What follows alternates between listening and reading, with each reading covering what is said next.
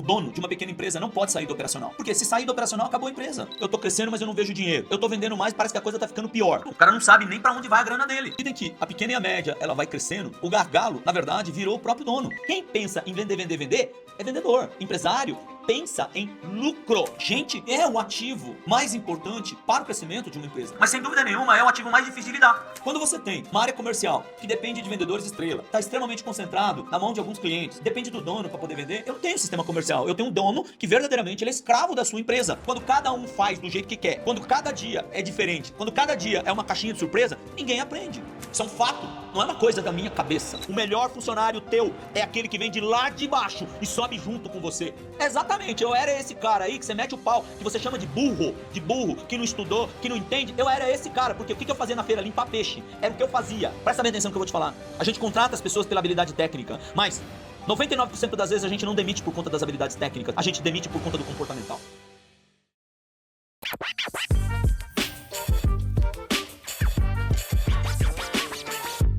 Olá, amigos, tudo bem? Seja bem-vindo ao Papo de Empresário para Empresário. Nós estamos agora no 5º episódio, né? Nós criamos esse canal aqui com o objetivo único de colaborar com você, pequeno e médio empreendedor. Empresas que faturam abaixo de 100 milhões de reais, eu acredito que este conteúdo é um conteúdo valiosíssimo para as pequenas e médias empresas. Eu tenho certeza que o nosso canal agrega bastante conteúdo a você, empresário, e vai te ajudar, sem dúvida nenhuma, no seu dia a dia. Tá bom? Então, se você não me segue ainda, eu sou Hélio Tatsu e sou empresário. Hoje, o nosso papo é um papo muito legal. Como que funciona o papo de empresário para empresário? Ele sai de uma pergunta que você me manda. E aí, se a tua pergunta for selecionada, a gente apresenta em um dos nossos episódios, tá bom? Então, se você quiser mandar a sua pergunta, você pode mandar por texto, pode me mandar por áudio, tá bom? Pode me mandar por vídeo, não tem como você bem entender. Você pode mandar pelo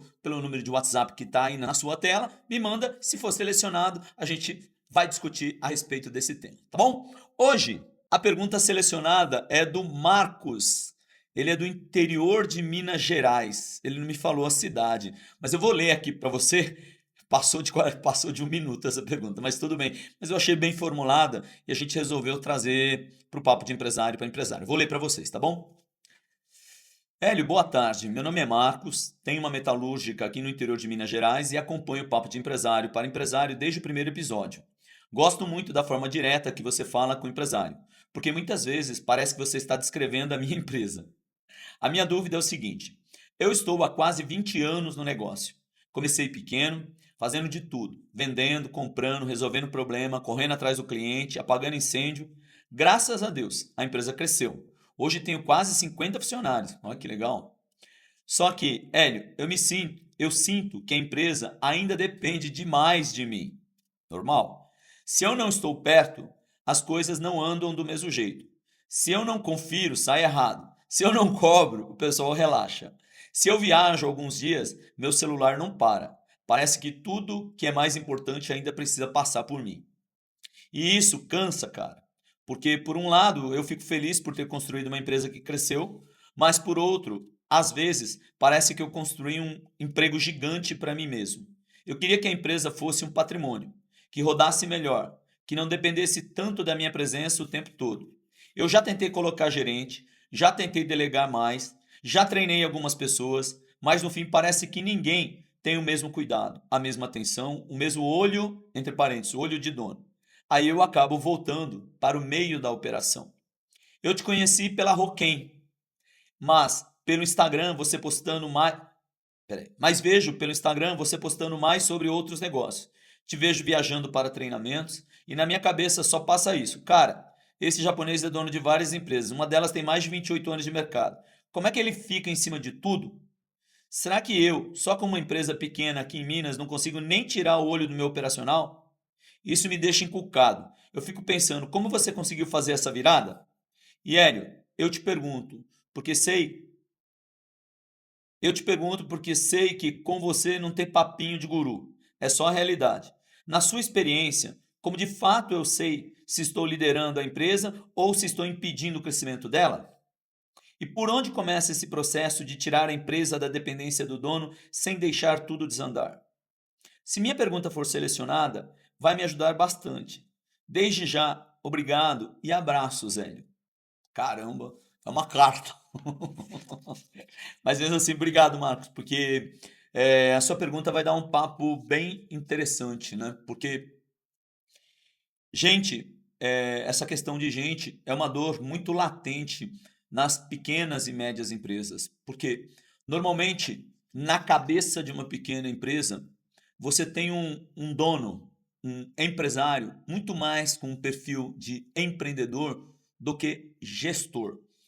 E normalmente, amigos, o empreendedor ele tem um perfil muito diferente do gestor. O gestor, normalmente, ele estudou, ele passou por uma escola de negócios, ele tem uma visão mais de business, muito mais fundamentada, ele traz muito mais ciência à forma como ele governa, como ele administra. Tanto é que se você pegar hoje é, uma grande empresa, uma empresa, vamos falar assim, de 300 milhões, 500 milhões de faturamento, nunca você vai ter uma pessoa dirigindo essa empresa com perfil de empreendedor. Sempre vai ter um perfil muito mais de gestor. Esse perfil de gestor tem muito mais fundamento acadêmico, tem um track record, ou seja, uma passagem, muitas vezes tem uma passagem por várias outras empresas, né? Tem um histórico de sucesso, é, e ele tem um perfil muito mais de executivo, né, nas grandes empresas. Agora, quando eu olho para as pequenas empresas, médias empresas, é diferente, né? Normalmente a gente tem um empresário que é o dono, que tem um perfil não de gestor, um perfil de empreendedor. E o perfil de empreendedor, como o próprio nome já diz, né? O que é o empreendedor? Empreende na dor. O que é o empreendedor? Para mim, cada um tem um conceito particular, mas empreendedor é o cara que faz coisas difíceis, né? Então, para mim, na cabeça da pequena e da média empresa, na maioria das vezes, você não tem um gestor profissional, você tem um empreendedor, que é o cara que, a despeito de não saber como que se faz as coisas, ele vai lá e faz, né? Faz como? Faz na base do muque, né? Faz na base da força. É aquele cara, por exemplo, que se 8 horas de trabalho por dia não basta, ele trabalha 12, ele trabalha 16 horas. Se 5 dias por semana não basta, não tem problema nenhum, ele trabalha 7 dias por semana, né? Ou seja, esse cara é o cara fazedor, é o cara que não sabe muitas vezes, não tem os skills, as habilidades necessárias para dirigir uma empresa, mas ele é o cara que, através da garra, da vontade, ele vai lá e faz. E é assim. Como que esse cara aprende? Né? O empreendedor aprende muito por tentativa e erro. Né? O processo de tentativa e erro, no caso de uma grande empresa, não pode ter tentativa e erro. Por quê? Porque se você aprender com os erros, imagina, uma empresa de 500 milhões de faturamento, né? E você vai aprender com os erros. Imagina um CEO, né? Um dono de uma empresa de 500 milhões que, sem fundamento, toma uma decisão, né, errada. Esse erro cobra muito caro, muito caro. Então, você não pode ter na cabeça de uma grande empresa um empreendedor. Você tem que ter um gestor.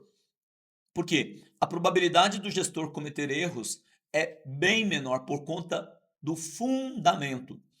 Apesar do gestor não ter o amor à empresa, como muitas vezes o empreendedor tem, você tem um cara na cabeça de uma grande empresa muito mais pragmático, muito mais frio com relação e muito mais profissional. Ao passo que na pequena e na média empresa como o Marcos, por exemplo, que começou aí na garra, fez a empresa dele, chegou a 50 funcionários, né? E hoje se sente apertado, né? No dia a dia vive apagando incêndio, né? A empresa sem ele não gira. Isso é uma característica normal da pequena e média empresa. Por quê? O que falta para o gestor, na verdade, para este empresário, é ele ser muito mais gestor. E para ser gestor, precisa ter fundamento. Precisa ter fundamento na hora de você montar o seu jogo de negócios. Então, falando ainda do pequeno e médio empreendedor, desse perfil empreendedor, ele é o cara do all-in. É o cara que a empresa, muitas vezes, é a empresa dele. Né? Eu tenho certeza, não preciso perguntar para o Marcos aqui. A empresa dele é a extensão do sonho dele. O que é a empresa para ele? A empresa para o Marcos é um sonho dele, é uma extensão quase que da vida pessoal dele.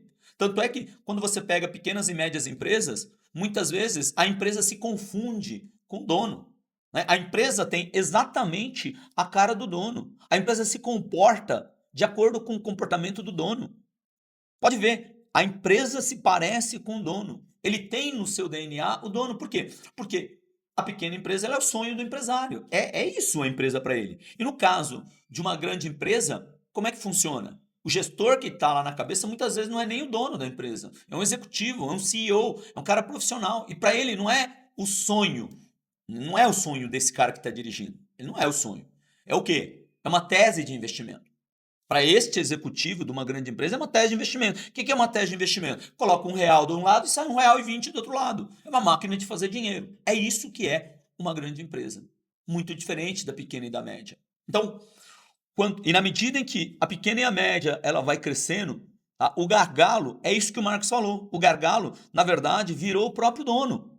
O próprio dono, ele é o limitador da sua empresa. Por que muitas vezes o dono de uma pequena empresa não pode sair do operacional? Porque se sair do operacional, acabou a empresa. Acabou a empresa. E muitas vezes, né, esse papinho de guru, né, que a gente vê na internet, algumas coisas eu acho que os gurus de internet trazem conceitos muito bons, né, porque o cara leu num livro, talvez ele não saiba nem aplicar, mas o conceito faz sentido o que ele fala. Agora, algumas coisas não fazem sentido. E uma das coisas que não faz sentido é o dono sair do operacional de uma pequena e média empresa sem que a empresa esteja verdadeiramente preparada para poder fazer esta transição. E aí, quando o empresário que muitas vezes está cansado da operação, vive apagando incêndio, que a empresa dele não gira sem a participação dele, ouve um guru de internet falando, cai nessa ladainha, nesse papinho de sair do operacional. E aí, na hora que ele sai do operacional, a empresa degringola, né? A empresa começa a ir ladeira abaixo, né? E o cuidado que a gente tem que ter é que o ladeira abaixo, muitas vezes o empresário, na hora que ele acorda, é como se fosse um caminhão ladeira abaixo. Na hora que começou a descer a ladeira, cara, muitas vezes é muito difícil parar esse caminhão no ladeira abaixo. Porque qualquer descuido, tá? Qualquer descuido muda drasticamente o rumo de uma pequena e média empresa. Então, como eu vejo aqui, Marcos, para você, tá? Para você. Primeiro, se você quer realmente eh, profissionalizar a tua empresa, fazer com que a tua empresa tenha uma menor dependência, fazer com que você consiga ter outros negócios, fazer com que você consiga delegar, com que você consiga trabalhar com gente, precisa trazer muito mais fundamento, Marcos. O que é fundamento? Fundamento é ciência na forma como você administra o teu business, o teu negócio. Entende? E eu entendo que muitas vezes não dá para trazer uma pessoa sênior, né? Um executivo para uma pequena empresa. Tua empresa é pequena, tem 50 funcionários. Né? Possivelmente com 50 funcionários você deve faturar abaixo de 100 milhões por ano. Tá? Você não falou faturamento, mas é uma pequena empresa. E uma pequena empresa, o que a gente tem de problema? A limitação em pagar. Porque senioridade num profissional, ele custa. Quanto é que custa hoje um executivo sênior? Um executivo que traz fundamentos de gestão para o teu negócio. Não um papagaio, não um cara que leu simplesmente num livro, mas um cara que tenha um histórico passado de realizações, que ele conheça as melhores práticas para fazer a gestão de um negócio, que ele tenha do lado comportamental a iniciativa, a determinação, o nível de criatividade, de proatividade que se espera de um executivo sênior.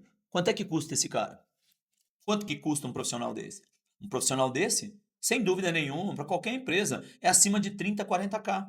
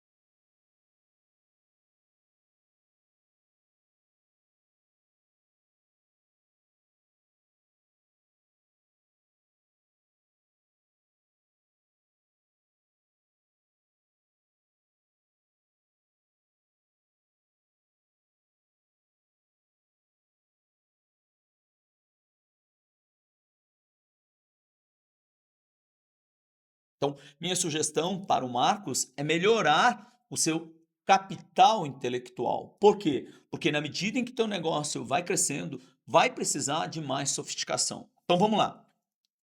Eu basicamente, quando eu olho a pequena e a média empresa, e eu vou me ater mais ao terceiro ponto, porque é o ponto que pega aqui, ó, na questão do Marcos, tá? Que é gente. Para mim, o tema é gente, cultura. Mas eu vejo que o básico para o pequeno e médio empresário é, primeiro, finanças corporativa estruturada na cabeça dele, não finanças corporativa do ponto de vista do contador, mas o pequeno e médio empresário que não tem noção de finanças corporativa, minimamente, quando eu falo finanças corporativa é matriz, matriz econômica, matriz financeira e matriz patrimonial. Quando ele não domina essas três matrizes do ponto de vista de finanças corporativa, mas do ponto de vista do empresário, ele passa a ter um grande problema. Por quê? Porque ele decide muitas vezes errado. Tá claro? E eu não estou falando do seu DRE, daquele DRE que você tem na tua empresa, que é o DRE fiscal. Eu estou falando do teu modelo gerencial, como você analisa o teu DRE, que é o teu econômico, tá? Do teu negócio de forma gerencial. Então você precisa aprender sobre isso. Por exemplo, controle de fluxo de caixa, DFC, demonstração do fluxo de caixa, matriz financeira. Se você não domina a matriz financeira, dependendo do teu business, tá bom? Se exigir estrutura de capital, por exemplo, no meu negócio de purificador de água, você imagina, 60% do meu purificador é importado. Aí você tem um desencaixe para pagar lá na China 90 dias antecipado, você paga o fornecedor para mandar os insumos, o insumo chega no Brasil. Cara, no Brasil eu tenho que pagar taxa de importação, tenho que pagar IPI, tenho que pagar ICMS, tudo antecipado. Depois, pago frete para chegar até a fábrica. Na fábrica, a matéria-prima fica 30, 40 dias parado até virar produto acabado. Aí na hora que vira produto acabado, eu tenho que vender com 15, 30, 45, 60 dias. Olha o tamanho da estrutura de capital. E aí, quando eu vou falar sobre finanças corporativas, a estrutura de capital ela tem que ser levada em consideração. Por quê? Porque se eu não tomar cuidado, a minha estrutura de capital ela pode ser impeditivo para crescer, dependendo do tipo de negócio. Meu negócio não é produto, Hélio. Se for produto, é assim, meu negócio é gente. Tá bom, então teu negócio é um negócio de operações, precisa de mão de obra intensiva. Pois é, amigo. E a mão de obra intensiva, sempre você tem que estar trabalhando com uma mão de obra excedente. Por quê? Porque se você não trabalhar com mão de obra excedente, muitas vezes compromete a operação. E aí você não vai ter uma segunda venda para o teu cliente, porque você vai pisar na bola com ele. Então, mesmo um negócio voltado para operações, negócio de serviço, requer uma estrutura de capital. Aí você não sabe olhar a estrutura de capital. Você não consegue conjugar a matriz econômica com a matriz financeira e com a matriz patrimonial. Quer dizer, quantos empresários a gente ouve e fala assim, ó, eu estou crescendo, mas eu não vejo dinheiro. Cada vez que parece que eu estou vendendo mais, parece que a coisa está ficando pior. Pô, o cara não sabe nem para onde vai a grana dele. Então, este é o primeiro ponto que eu digo para vocês que para mim é básico. Três coisas. Primeiro, tá? Finanças corporativas. Segundo, tá? É a parte de venda e vender com qualidade. Segundo ponto que o empresário tem que entender é como é que eu faço para crescer uma companhia. E crescer uma companhia não é crescer no faturamento, porque faturamento é métrica de vaidade. Eu tenho que crescer no lucro líquido. Então, quem pensa em vender é vendedor. Empresário pensa em lucro. Eu vendo para ter lucro. Eu não vendo para ficar fazendo graça para ninguém. Eu vendo para colocar dinheiro no bolso do dono. É assim. Então, segundo ponto é como você pensa em vendas de forma estruturada, de forma com que tua área comercial tenha começo, meio e fim. Por quê? Porque se eu tiver uma área comercial totalmente dependente do dono, eu não tenho uma máquina comercial. Eu não tenho um processo de venda estruturado. Porque processo de venda, o que é um processo? Um processo de venda. O que é um sistema de venda dentro de uma companhia? Sistema de venda é como se fosse uma regra, fosse a receita de um bolo. Que se eu seguir a receita, você que está me assistindo seguir a receita daquele bolo, tudo que diz naquela receita, a probabilidade do bolo sair igual é muito grande. Para isso é uma receita. E numa empresa também precisa ter uma receita de como vende. Que se todos seguirem aquilo que está estipulado na receita, a probabilidade do bolo sair igual é muito grande. Então, quando você tem uma área comercial que depende de estrela, depende de vendedores estrela, depende de alguns clientes, está extremamente concentrado na mão de alguns clientes, depende do dono para poder vender. Eu não tenho sistema comercial, eu tenho um dono que verdadeiramente ele é escravo da sua empresa. Então, essa empresa, ela vai ter essa limitação, por quê? Porque o dono não pensa em estruturar um sistema de venda. E o sistema de venda é a definição clara do conjunto de ações que tem que ser executado para se levar a um resultado chamado venda. E venda com qualidade, não é vender a qualquer custo. Vender sem levar em consideração margem de contribuição. Vender sem levar em consideração a estruturação do teu fluxo de caixa. Ou seja, vender sem levar em consideração tua estrutura de capital. Então, quando eu falo na segunda ferramenta, no segundo ponto, que você tem que aprender a vender, né? E vender, nós estamos falando vender através de gente, principalmente, me leva ao terceiro ponto, que é gente. E a questão de gente, por exemplo, aqui é o que pega, por exemplo, na questão do Marcos. Para mim, eu preciso fazer com que o Marcos olhe um pouco mais a questão de gente. E a questão de gente é, por exemplo, ele é o ativo mais importante para o crescimento de uma empresa. Mas, sem dúvida nenhuma, é o ativo mais difícil de lidar para a maioria dos empresários. Gente é uma coisa, é um item da gestão do dia a dia do pequeno e do médio empresário que o empresário sente, a maior parte dos meus alunos sentem muita dificuldade na questão de gente. E aí, o que eles dizem? A reclamação geral é, pô, se eu não estou presente, o funcionário não faz. Tudo tem que passar por mim. Pô, eu ensino, tá? Vai lá, tá tudo errado. Pô, essa geração é uma geração de mimimi. Ela não quer absolutamente nada com nada. Ó, nós vivemos numa geração de gente fraca. Esse tipo de argumentação, para mim, eu não estou falando que não é real, não. Eu não estou falando que você está errado. Mas, para mim, o empresário que diz isso é um empresário que ainda não sabe lidar com pessoas. Lidar com gente. Por exemplo, no meu caso, claro que a gente tem probleminhas esporádicos com gente, sempre vai ter, faz parte do nosso dia a dia. Eu não quero dizer isso. Cara, mas no meu caso, por exemplo, eu tenho pessoas maravilhosas. Agora, aonde é que está o problema dos empresários? São as expectativas erradas. Por que você se decepciona muito com pessoas? Por quê? Por que você se decepciona muito com pessoas? Porque você tem uma expectativa errada das pessoas. Pô, Hélio, mas eu explico, eu falo. Ele vai lá e faz errado. Pois é, essa não é o seu funcionário, são todos os funcionários. Então, o que você precisa é ter processos que corrijam essas falhas do dia a dia. Então, por exemplo, não é quando a gente vai falar de gente, não é uma coisa isolada. Ah, então eu tenho que treinar melhor as pessoas. Não. Vamos pegar um item, tá? Porque aqui nós não temos muito tempo para poder falar, mas vamos falar de treinamento. Treinamento. Eu vou lá e dou um treinamento. Seja ele o treinamento do que for, do tema que você quiser dar. Tá? Eu vou lá e dou um treinamento para os meus funcionários. Qual é a única certeza? Eu dou o treinamento, gastei um dia inteiro para treinar, ficou 2 dias em sala de aula, ficou um final de semana no hotel treinando. Tá claro? Qual é a única certeza que eu tenho no dia seguinte? Que eles não vão executar absolutamente nada e que vai parecer até que ninguém entendeu absolutamente nada. Essa é a única certeza que eu tenho. Uai, mas por que eu faço treinamento então, Eli? Se você pensa desse jeito, não é que eu penso desse jeito, é porque de fato é. Você treina e no dia seguinte sai tudo errado. Ou não. Ou não. Qual é a única certeza que eu tenho? A única certeza que eu tenho é que o treinamento por si e só não funciona. Não funciona. Ah, Hélio, então você está falando que os processos têm que estar bem desenhados? Claro, o processo tem que estar desenhado, fluxogramado, tá? E isso é importante. Claro que isso é importante. Mas qual a certeza que eu tenho? Que eles não vão executar conforme está escrito. Esta é a única certeza que eu tenho.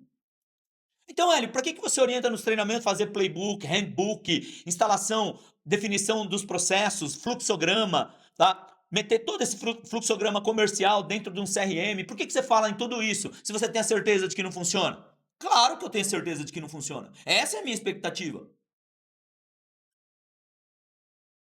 E se você acha que funciona, me prova.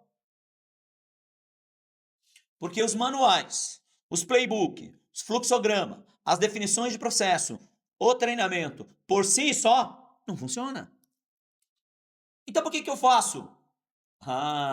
Você faz porque isso é parte integrante, tá, do modus operandi. Isso é parte. E eu tenho que documentar tudo isso. Mas por que eu vou documentar se não funciona? Não funciona isolado. Por quê? Porque para que tudo isso funcione, tem que ter rotina. Rotina. Rotina, o que é? Rito. Rito, o que é? Repetição. Não é cada um faz do teu jeito. Tem que ter rotina, diária. O que eu faço ao longo do dia? Repetitivo. Rotina diária. Se você não tem isso definido na tua área comercial, dentro da tua empresa, claro que vai depender sempre de você. Ninguém nunca aprende, porque cada dia é um dia diferente, cada um faz do jeito que quer. Na minha empresa, não. É rotina diária. Aí eu tenho as ações diárias, eu tenho as rotinas semanais e tenho as rotinas mensais, tenho as rotinas trimestrais, rotinas semestrais, rotinas anuais. Ritos. Para que servem essas rotinas? É a cereja do bolo para que teus processos que você desenhou, que você fluxogramou, que você manualizou, que você escreveu, os playbooks, os handbooks, o CRM que você implantou, o treinamento que você dá uma vez por mês, ou uma vez por semana, ou uma vez a cada 15 dias, o treinamento, tudo isso só vai funcionar se tiver rotina de acompanhamento. Tem coisas que eu tenho que acompanhar durante o dia todo. Tem coisas que eu tenho que acompanhar 1, 2 vezes por semana. E tem coisas que eu tenho que acompanhar minimamente uma vez por mês.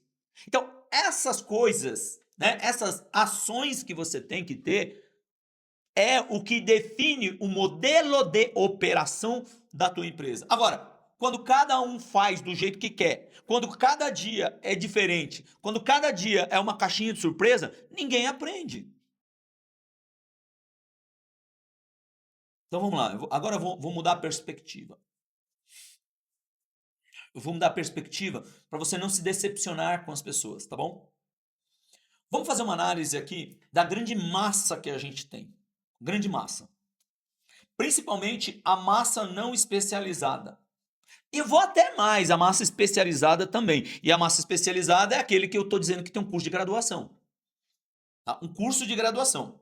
Tá? Então vamos analisar um pouco o que é essa grande massa em termos de cognição. A grande massa, que muitas vezes você se decepciona, que você fala que fala, mas ele não entende. Mas não entende por quê? Faz uma pesquisa aí voltado para a educação. Educação do povo brasileiro. Qualidade do ensino do brasileiro. Nós temos de cada 10 pessoas, 3 é analfabeto funcional. 3. O que significa o analfabeto funcional? É um cara que foi alfabetizado, portanto ele sabe ler, ele sabe escrever. Mas a capacidade dele de interpretação e de lógica é baixíssimo. É aquele cara que lê a página de um livro e na hora que ele acaba de ler a página do livro, ele pensa que ele esqueceu aquilo que ele leu. E na verdade ele não esqueceu, ele não interpretou. De cada 10, 3 é analfabeto funcional. E que fique sabendo que muitos desses analfabetos funcionais têm até curso universitário. Pois é, amigo, é isso aí. Então, a qualidade do ensino, dessa grande massa que está aí, que você fica reclamando, olha só. Então, você tem 2 formas de olhar para essa situação. Meter o pau, criticar, chamar todo mundo de burro, que é o que muitos empresários fazem, né? E tratar isso de forma depreciativa e pejorativamente.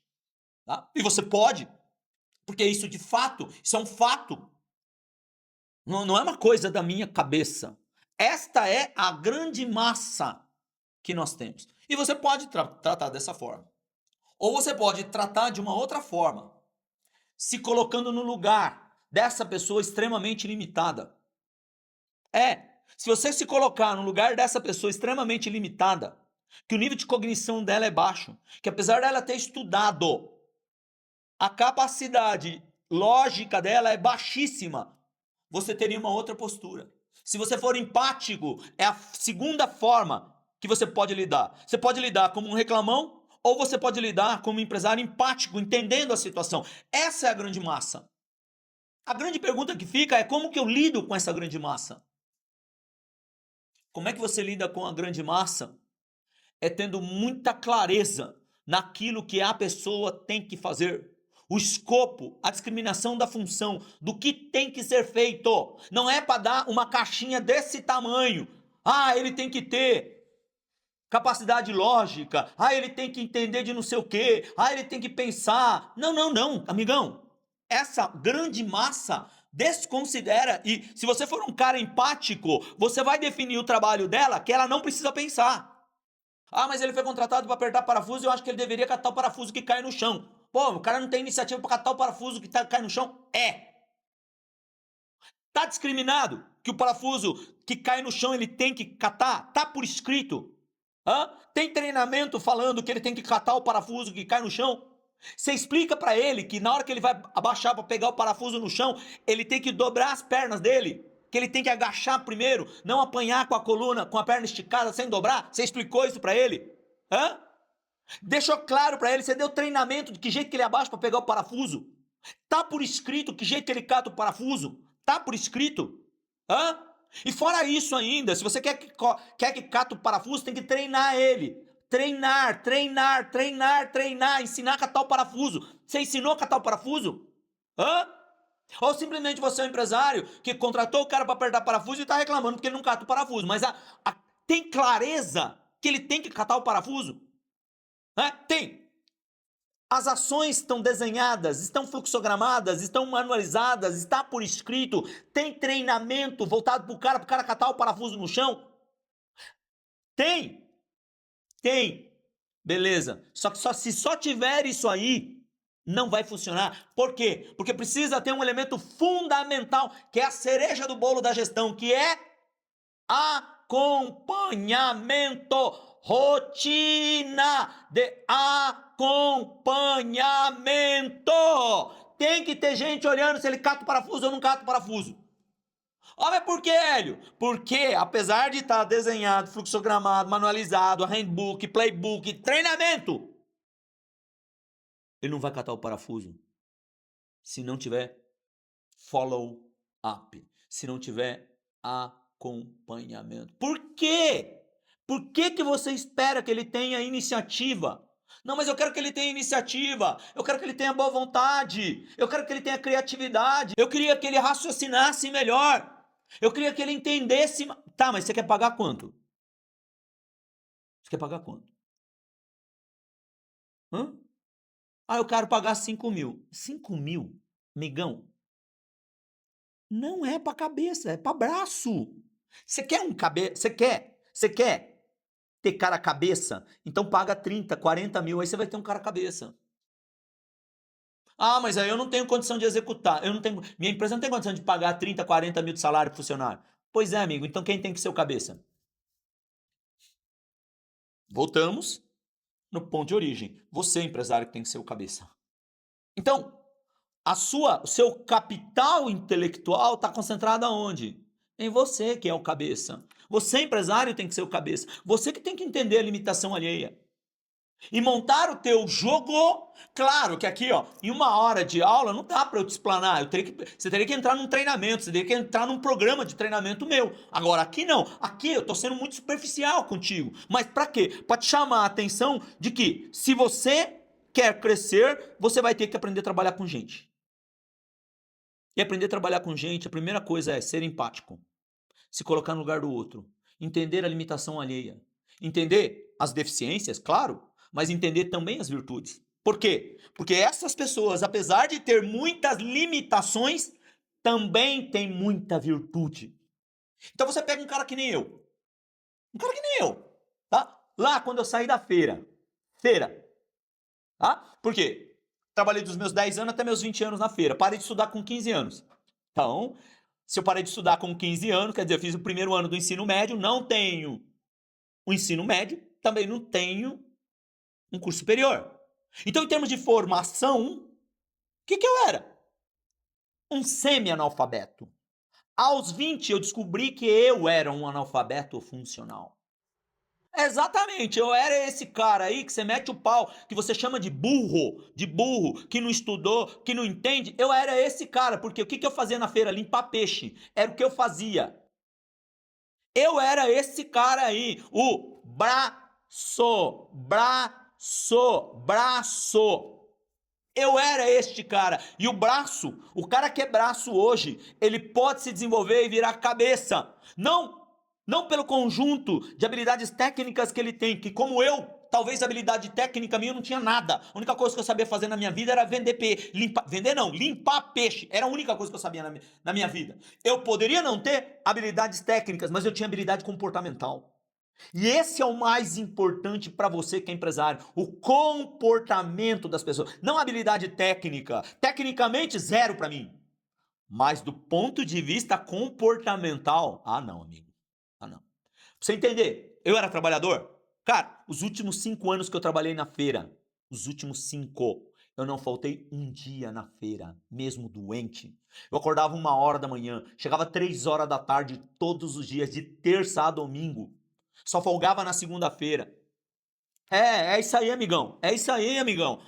Eu trabalhava e trabalhava muito. Não é porque alguém mandava, não. É porque o meu espírito, a minha formação talvez era um zero à esquerda, mas a minha formação comportamental, eu já era um guerreiro. Eu já era um vencedor. E essas pessoas, esses caras que eu chamo de tarefeiro, que é de braço, que começa como um braço lá embaixo, é que pode virar o cabeça na sua empresa. E o melhor cabeça que tem é o cabeça formado dentro da sua empresa. Não é o que você traz de fora. Não é o pistolão que você traz de fora. Não é o CEO que você contrata. O melhor funcionário teu é aquele que vem de lá de baixo e sobe junto com você. E você vai dando a preparação para ele. Preparação. O técnico vai sendo acrescentado. O comportamental a gente não tem condição de dar. Presta bem atenção no que eu vou te falar. A gente contrata as pessoas pela habilidade técnica, mas 99% das vezes a gente não demite por conta das habilidades técnicas, a gente demite por conta do comportamental. É por conta do comportamental, então o comportamental é muito mais importante do que o técnico. Formar pessoas requer do dono um tipo de autoridade que poucos donos de empresa entendem, que é uma autoridade que a gente chama autoridade moral. Quer trabalhar com gente, você precisa ter autoridade moral. Não autoridade que a maior parte dos donos tem, que é autoridade hierárquica. O que é autoridade hierárquica? Manda quem pode, obedece quem tem juízo. De cima manda no de baixo. É assim que funciona. Exército, sargento manda no soldado. É assim que funciona. Isso aí é autoridade por hierarquia. Autoridade por hierarquia funciona? Claro que funciona. Enquanto a empresa é pequenininha, autoridade por hierarquia, que nem aqui do Marcos, por hierarquia, ele comandando, ele fazendo tudo, claro que funciona. Agora, ela tem uma limitação, autoridade por hierarquia. Por quê? A limitação é até onde teu braço alcança. É assim. E todo dono que tem autoridade por hierarquia, tá? Ele vai sentir a limitação. Por quê? A autoridade que eu me refiro, que é o que o dono precisa para aprender a lidar com gente, é autoridade moral. Autoridade moral. Você sabe o que é isso? Por exemplo, confiança. Confiança tem condição de eu pedir para uma pessoa ter, você tem que confiar em mim. Você tem que se comprometer. Você tem que ser engajado. Confiança, comprometimento, engajamento não tem condição de pedir. Você conquista. E quem conquista não é o dono de empresa, é o líder. Líder. O que é liderança para você? Cada um tem um conceito de liderança. Para mim, liderança é eu fazer resultado através das outras pessoas. Não resultado através do meu esforço. Liderança é fazer resultado através do esforço de outras pessoas. Ah, então você precisa ter outras pessoas executando. Exatamente. E para isso você vai ter que entender que a autoridade por hierarquia funciona até um determinado limite. Se você quiser exponencializar o teu poder de influência, você vai ter que aprender a ser um líder. Porque o líder faz resultado através das outras pessoas. Líder entende que engajar as pessoas. O que é engajamento? Engajamento? Pode procurar aí no chat GPT. Mas eu vou te falar a minha definição de engajamento. Engajamento, para mim, é fazer com que o outro tenha vontade própria. É despertar o desejo nas pessoas. O comprometimento, não basta você pedir. Você tem que despertar isso nas outras pessoas. E somente quem consegue fazer isso é o líder. Fazer resultado através dos outros. Veja que tem uma mescla aqui entre as habilidades técnicas e as habilidades comportamentais. E a liderança é uma das habilidades comportamentais. Só que isso aqui precisa ser desenvolvido. Eu tenho certeza que se você me acompanhou nesse vídeo até agora, tá te dando vários insights, pensando sobre gente. Pensa na grande limitação da grande massa. Pensa qual é a tua postura com relação aos teus funcionários, como você olha para eles. Você pode olhar de forma depreciativa, chamar todo mundo de burro. Ou você pode olhar de forma empática, que lá, por exemplo, nessa grande massa, quando eu olho, pode estar o Hélio Peixeiro, o Elinho Peixeiro. Sabe o Elinho Peixeiro? Hã? Sabe o Elinho Peixeiro, o analfabeto funcional que está misturado naquele povo lá, ignorante, que não estudou, que não foi para a escola? Pois é, naquele monte de gente pode ter o Hélio. É assim que eu olho. Então, eu aposto muito em pessoas. E para mim, o Marcos aqui tem uma parte técnica que o ambiente de negócio dele tem que estar organizado, mas tem um outro lado, que é o lado da liderança e da capacitação de gente. Tá claro? Agora, lembre-se que gente, um dos requisitos é pagar muito bem. Fazer com que a tua empresa seja a ponte para a realização dos sonhos do teu funcionário. Olha só o que eu estou falando. A sua empresa, se você quer o engajamento realmente das pessoas, tem que ser a ponte para a realização dos sonhos dela. Não é só você, empresário, que quer crescer. O teu colaborador também quer crescer. Agora, quando você tem uma empresa estagnada, quando você tem uma empresa que as pessoas não veem perspectiva de crescimento, quando você tem uma empresa em que as pessoas estão ali por conta só do salário, claro, você não vai conseguir criar isso. Isso que eu estou dizendo é uma habilidade dos líderes.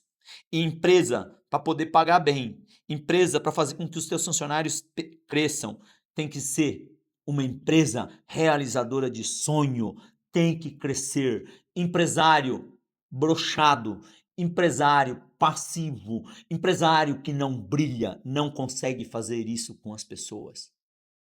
Se você quer verdadeiramente mudar o seu ambiente de trabalho, fazer com que as pessoas sonhem com o teu negócio, sua empresa precisa crescer. Crescer.